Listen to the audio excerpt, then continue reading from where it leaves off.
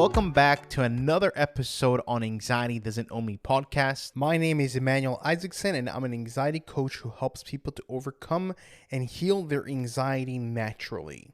On today's episode, I'm going to be talking about depersonalization and derealization, also known as DPDR. I know I spoke about this in one of my other episodes, but I wanted to clear some things out because people have contacted me about it and they said to me, okay, but how do I stop my DPDR? How do I stop experiencing this? And I think they were expecting a quick 1, 2, 3 solution. And I wanted to make this episode to, number one, inform you that it's not a 1, 2, 3. It's not an easy solution to take away DPDR, because you have to understand DPDR, the reason why we get that, and number one, it's a very normal experience. It's a very normal symptom to have whenever you're having anxiety, and it doesn't mean that you're crazy. And number two, it is not dangerous whatsoever. And like I said right now beforehand, that does not mean that you're going to go insane. But we have to understand that it is normal to experience this when we're having anxiety, and it's a symptom of anxiety. It's just a very high level of anxiety. This is one of the reasons why we're experiencing this, because I remember when I first experienced DPDR, it was one of the scariest experiences that I ever had. I think is one of me personally, I think DPDR is one of the worst symptoms there are out there. Out of everything that I've experienced, I think DPDR was the worst, because I truly believe that I went insane.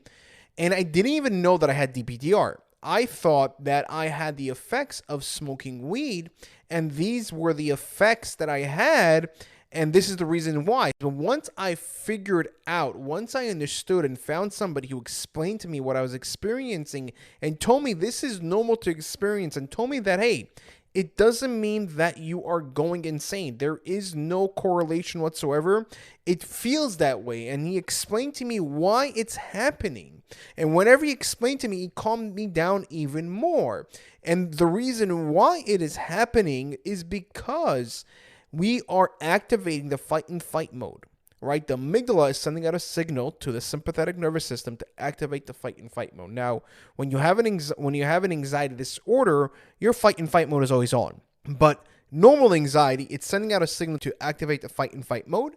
And the fight and fight mode, what it does, it pumps in adrenaline and cortisol into your body, and it also reroutes blood to certain muscles in order to protect you, in order to either fight that thing is in front of you or either fight out of that place. So that's what's happening. Well, there's other things that's happening whenever you're activating fight and fight mode, but I just want to specifically focus on this point over here, that this is the reason why we are experiencing DPDR. So when somebody has regular anxiety, they're going to experience that out-of-body sensation because of this when they're having a panic attack or an anxiety attack.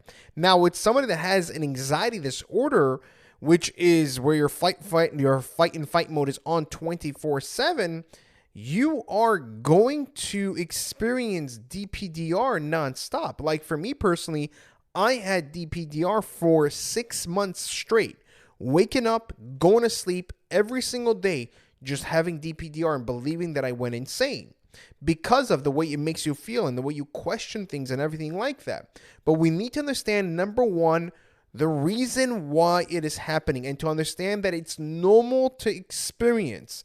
It is 100% normal, and it does not mean that you're going insane. Because think about it this way. Somebody that went insane does not realize that they went insane. But since you realize that there's something off, since you realize that just shows how normal and how sane you actually are. When I heard that, I was like, whoa, that calmed me down instantly, and like gave me a sense of like, okay, you know what?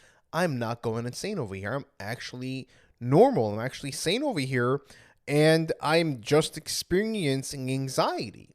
Now, I know that DPDR is not something that we want to live with, and it's not something that we want to continuously experience. We want to go back to the way we used to be, because the thoughts that we have and the feelings of feeling disconnected from reality and from ourselves and asking all these questions that we never had before, and people looking at us when we're asking these questions like, what the hell is wrong with you? And that like kind of solidifies, okay, you know what? I may be insane. But the question is, how do we do that? How do we go back to the person that we once was? Like for me, again, it took me 6 months to snap out of the DPDR. And it was an amazing feeling. But the question is, how do we do that? How do we snap out of it? And you have to understand that it's possible.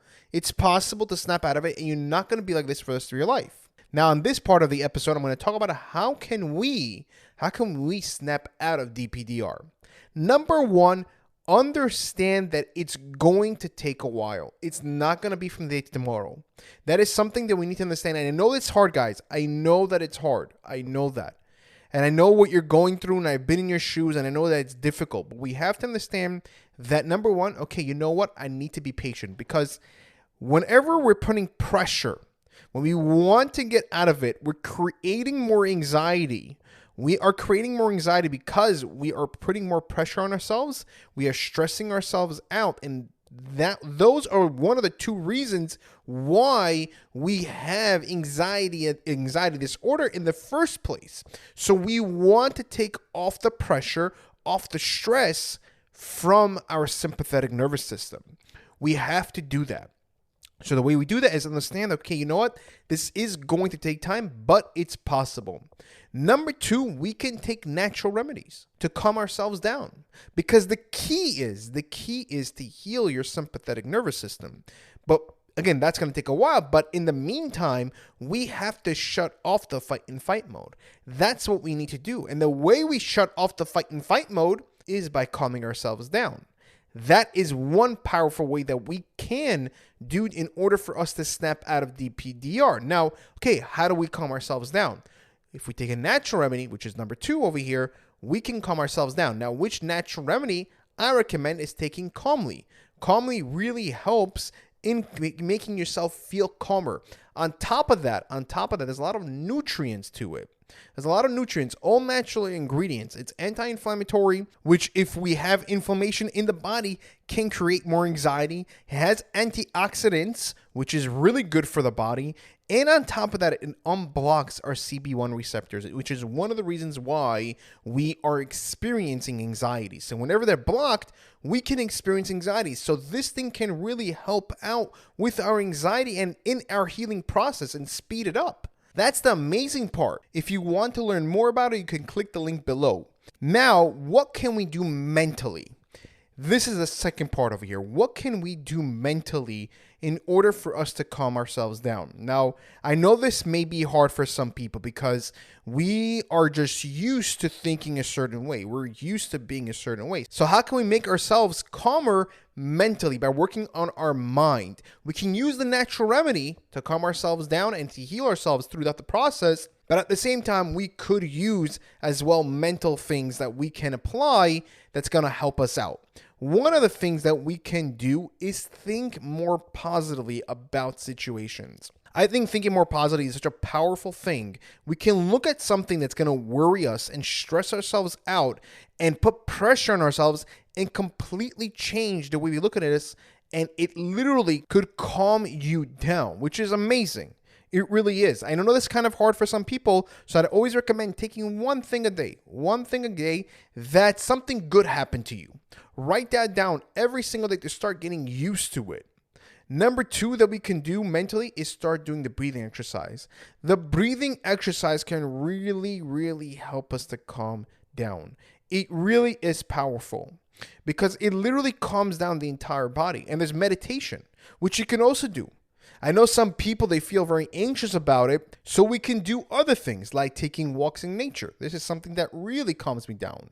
Or, going to the beach. That helps me to calm down as well. Putting relaxing music.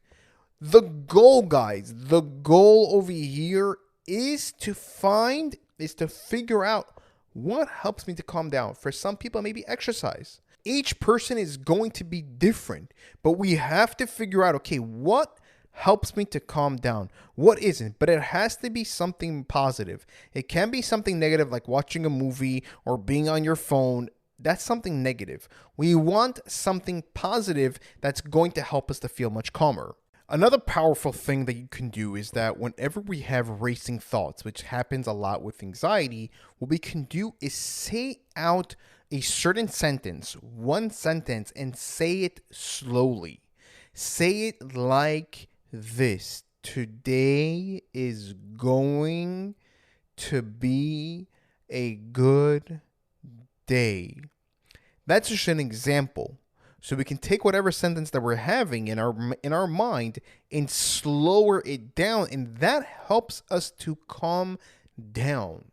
So to conclude, guys, DPDR, depersonalization and derealization, is not a 1, 2, 3 thing that you're just going to easily snap out of. I know that's disappointing to hear and you wanted to hear something else, but I don't want to give you that false hope and tell you that it's going to be instant. But it's going to take some time, but it's possible and you will snap out of it as long as you're working and calming yourself down and doing whatever needs to be, whatever is necessary to calm yourself down. Eventually, you will get to that point where you will snap out of it, just like the way I did. I snapped out of it. All of a sudden, it comes out of nowhere. And I was working on myself for a good 2 months. I think it was through 2 to 3 months where I was working on myself. And then all of a sudden, boom, I snapped out of it. And it was such an amazing feeling. So don't give up. I know that it's hard. I know that it's difficult. I know that you don't see the light at the end of the tunnel. But I just want to let you know, as someone that went through it and snapped out of it, that it's possible to get there and it's worth fighting for. If you did like this episode, please click the like button and leave a 5-star review. The reason why I ask is because this way we're able to reach more people. And the more people that we can actually reach, the more people that we can actually help. Because my mission in this world, my purpose, is to help people to overcome and heal their anxiety naturally and show them that it's possible to overcome. Thank you guys. Take care. And I'll see you guys in the next episode.